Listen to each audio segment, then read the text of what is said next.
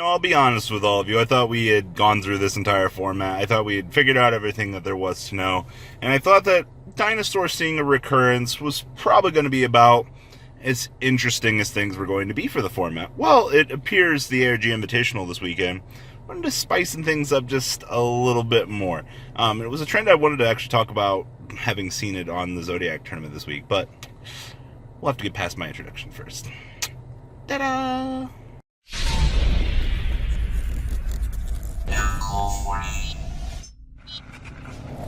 Alright, so for those of you that don't know, the ARG Invitational was this weekend. Those people that wanted to play for a lump sum of like $10,000 that had their invite went on out to the event in, what was it, the outskirts of Philadelphia or something like that.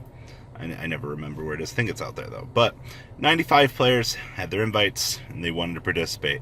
Now, you might not think that this really means a lot, but I mean, these are people that are playing for a huge lump sum of money. So they're going to be bringing the best shit that they fucking know. So here's the thing. When I saw players kind of start leaning towards dinosaurs, you figured there'd be a pattern there.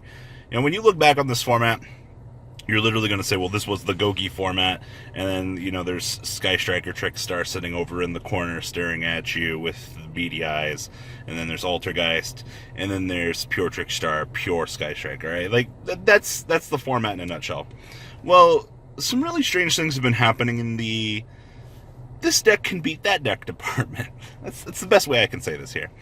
So, when I was talking about dinosaurs, and we did the discussion last week about me asking you guys to help educate me as to why are we seeing dinosaurs come back now.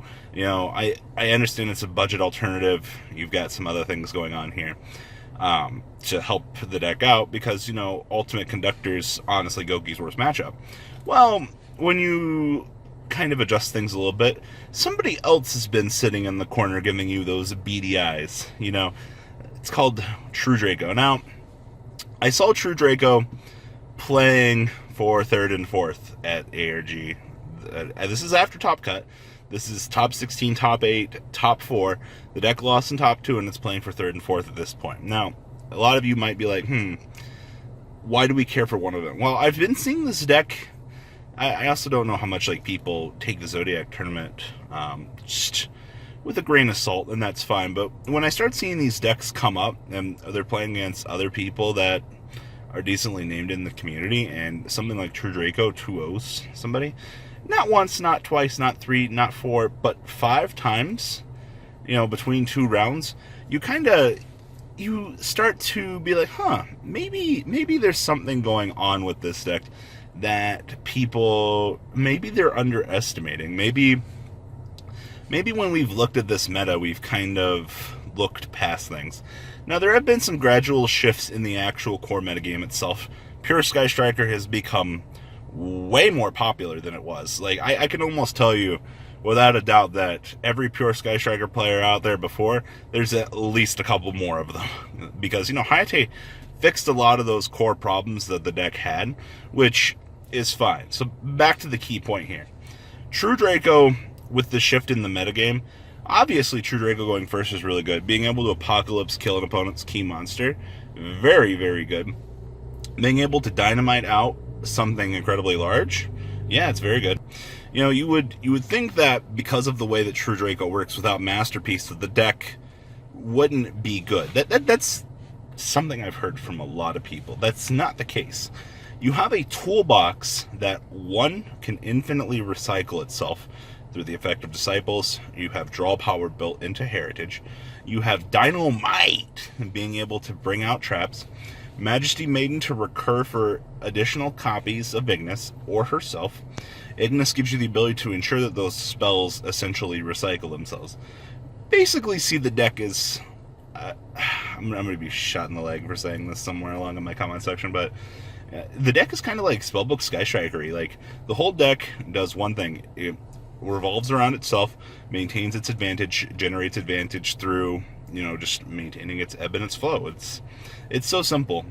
So, as I said, why are we starting to see this deck? Now, feel free to comment on this to add additional things to this, as I am not a perfect human being, but as we've adjusted the format, the Gokis are still predominant.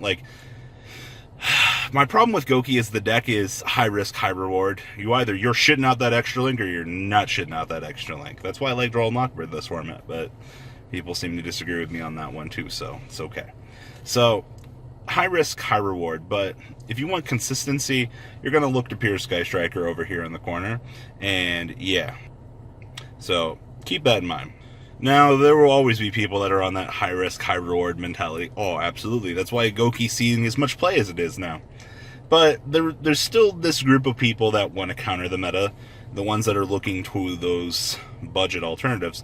I think it's one of the cool things when I look at the format in general is, let's be real here.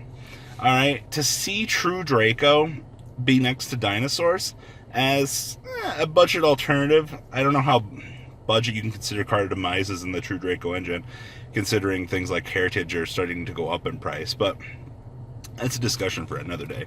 But as long as I don't have to play Altergeist or any of like the key meta, you know, you've got your choices, which is good, and it's even cooler that you have, you know, the ability to go down below into like the tier 1.5, tier 2 spectrum and still be able to win.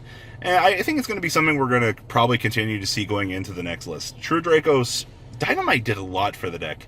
The deck is honestly still as consistent as it has ever been. Honestly, no shit talking about Masterpiece, but Masterpiece is a very good card, but Dynamite, just, if you move that card to any more than one, you're going to have a shit show.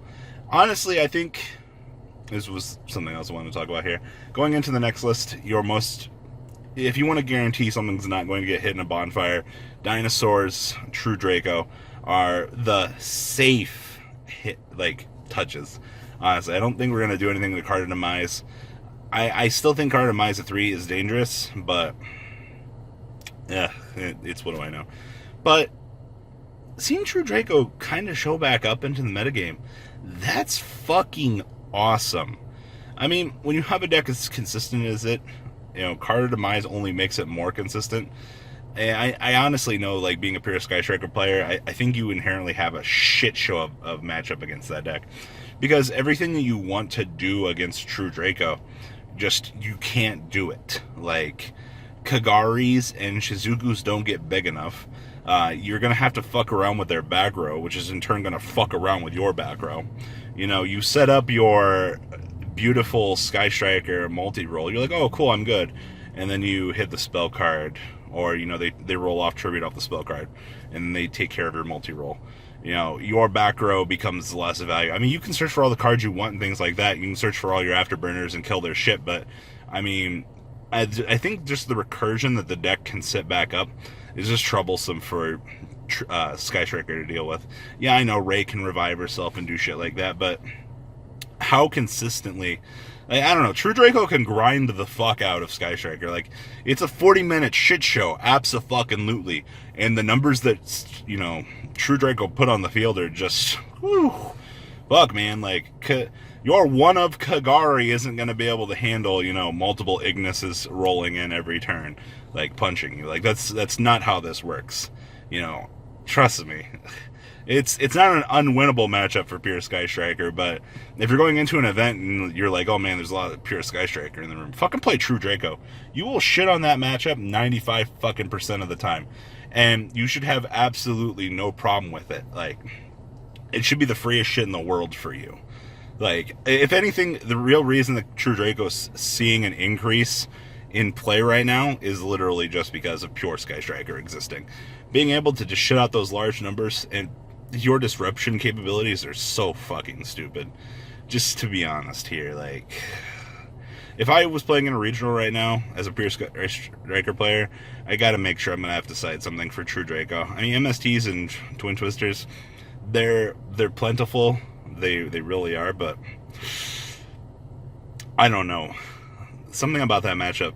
I don't worry about Dinosaurs as much. I think Dinosaurs is an easier matchup. You know, Ultimate Conductor is a good card, but Afterburners, in my opinion, takes care of that a lot more. You know, I don't have to worry about my opponent rolling out a Tribute Summon monster on my turn after I've set up half my combo. Like, that's the part that scares me about True Draco. Like, just those chainable cards that can disrupt you and fuck your day. Like, it's so bad, honestly. Just the things, I don't know. Maybe I'm making True Draco out to be a little bit more of a monster than it is, but I don't know. As a pure Sky Striker player, that matchup scares me. That's all I gotta say about that. But hey, True Draco's back in the metagame, you know? Be happy about it for what it's worth. So, one more deck at the end of the day, it's a good thing. So, guys, tell me, are you happy to see True Draco kind of showing its head back into the metagame, or are you absolutely displeased because you hate True Draco so much? Please, leave a comment down below. Tell me what you guys think. And, oh, Daddy-O is audio. Peace. The ride never ends, guys. Make sure you enable those notifications to get the latest videos that are being posted on this channel. Make sure you guys check out VanCole40 for my Cardfight Vanguard channel. And join me and House of Champions on the Zodiac Duelist TV Twitch stream. We'll be interacting with our audiences. And please check out No Limit Gaming and LGTCG.com for the cheapest trading cards on the market. Thanks for watching, guys, and please have a good day.